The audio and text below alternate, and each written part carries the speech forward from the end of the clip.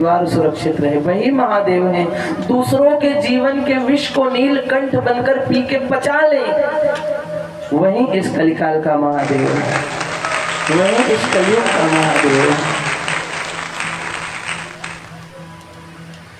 और दूसरी बात,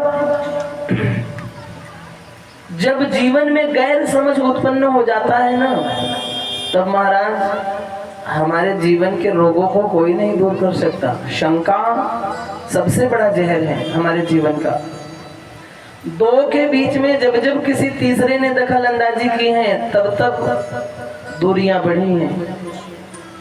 आज महादेव और माता सती के मध्य में शंका पैदा हो गया।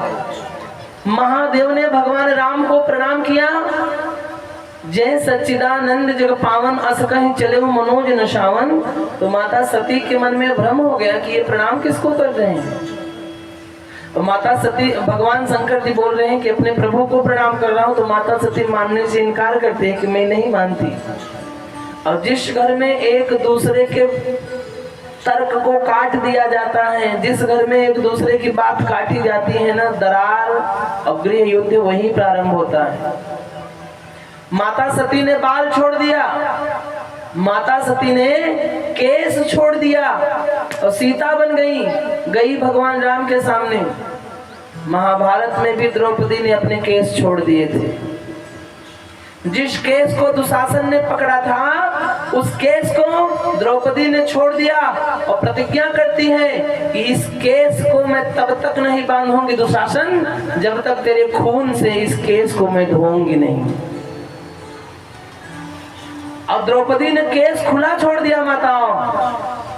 एक अकेली द्रौपदी ने तब के जमाने में केस खुला छोड़ा था। इतना बड़ा महाभारत हुआ।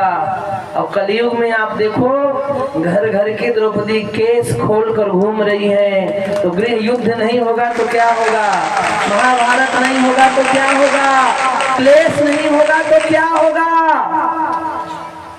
आप ही बताओ क्या होगा। एक अकेली द्रौपदी के कारण इतना बड़ा महाभारत हुआ। और जहाँ हजारों लाखों करोड़ों द्रौपदी केस खोलकर घूम रही हो, तो वहाँ महाभारत नहीं होगा तो और क्या होगा महाराज।